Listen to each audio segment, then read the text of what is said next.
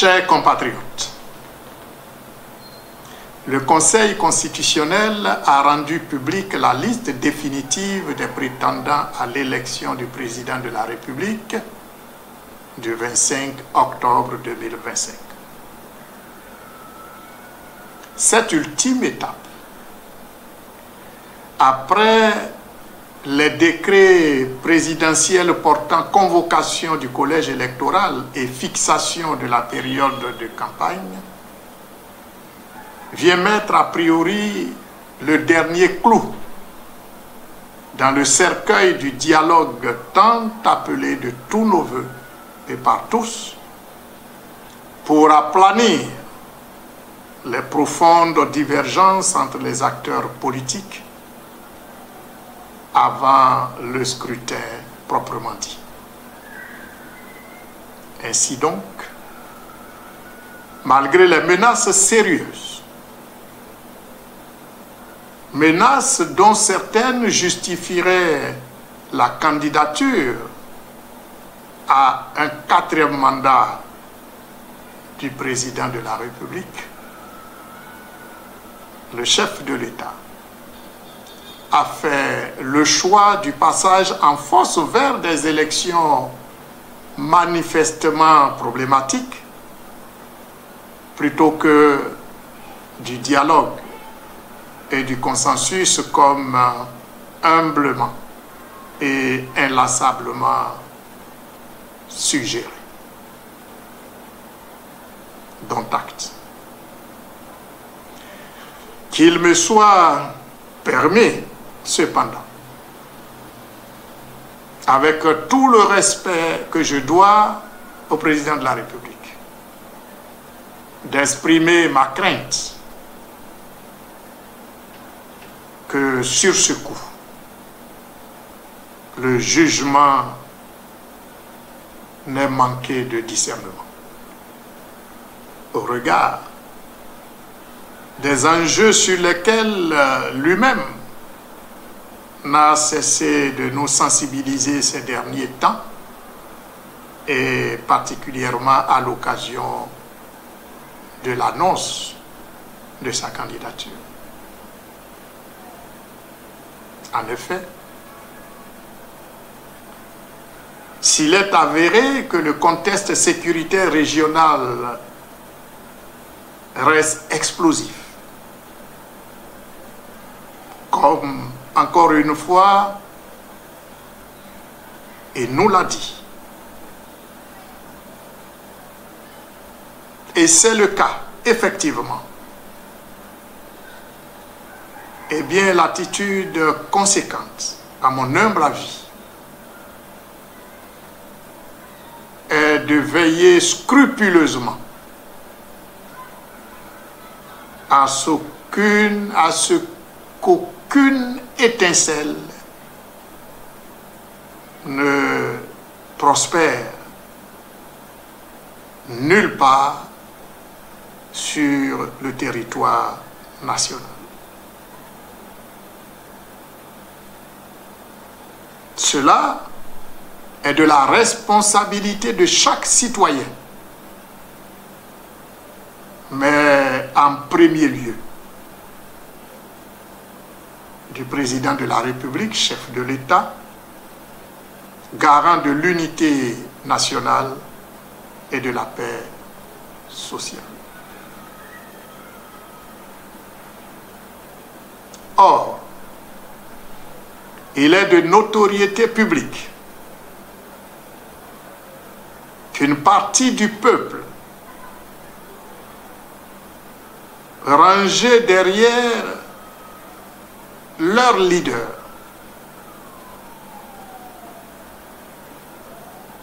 n'entend pas rester les bras croisés devant le rejet de leur candidat et la candidature du chef de l'État à un 4e mandat.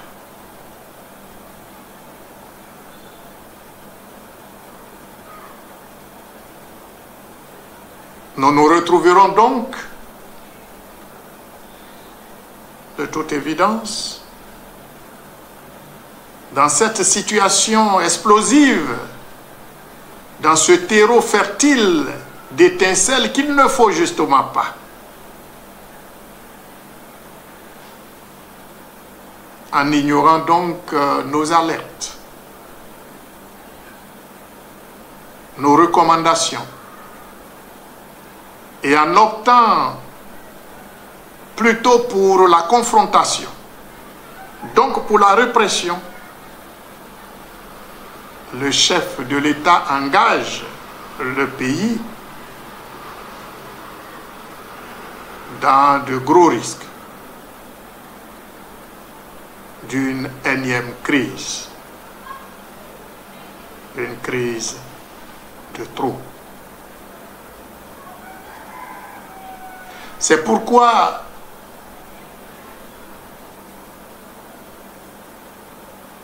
à nouveau m'adressant au chef de l'État et à tous les acteurs politiques,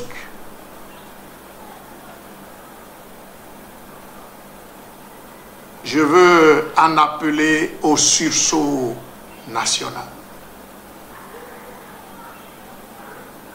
Je veux réitérer mon appel au dialogue national.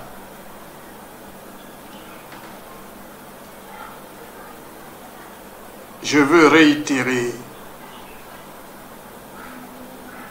ma solution. Ma solution, elle est connue depuis toujours. Elle est de la philosophie oufouessienne.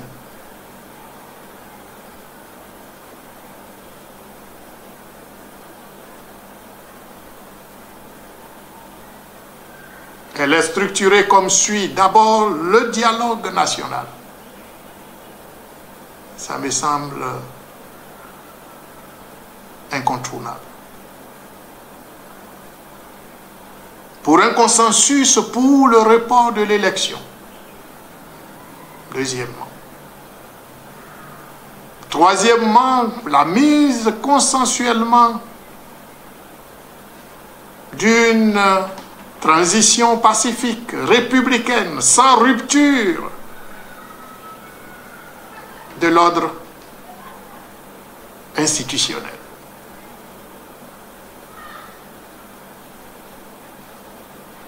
Cette transition permettra de réussir une véritable réconciliation nationale, d'évacuer tous les contentieux de ces longues années, ces 35 années de crise.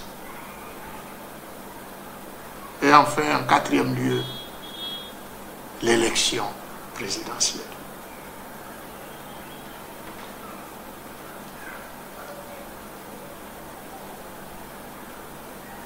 Sans aucune prétention, sans aucune contestation de l'ordre engagé, du processus engagé. Voilà cependant ce que m'inspire la raison. Ayant été moi-même au cœur de l'élection présidentielle de 2010, voilà humblement ce que me commande mon intuition. Je terminerai par citer le président Félix Houphouët-Boigny, qui est notre père à tous. Il dit: quand le dialogue n'a pas fait l'économie de la guerre, un jour il faudrait bien mettre fin à cette guerre. Il faudra recourir alors à des négociations et au dialogue, mais dans des conditions difficiles, après la destruction de tant de vies humaines et de biens matériels. Il y a ainsi une citadelle de méfiance qui s'installe, difficile à démolir. C'est pourquoi, finit-il, nous avons préféré le dialogue que nous considérons comme l'âme des forts. Félix Houphouët-Boigny. Écoutons le Père de la nation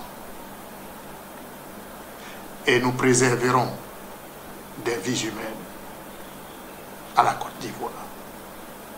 Dieu bénisse la Côte d'Ivoire. Je vous remercie.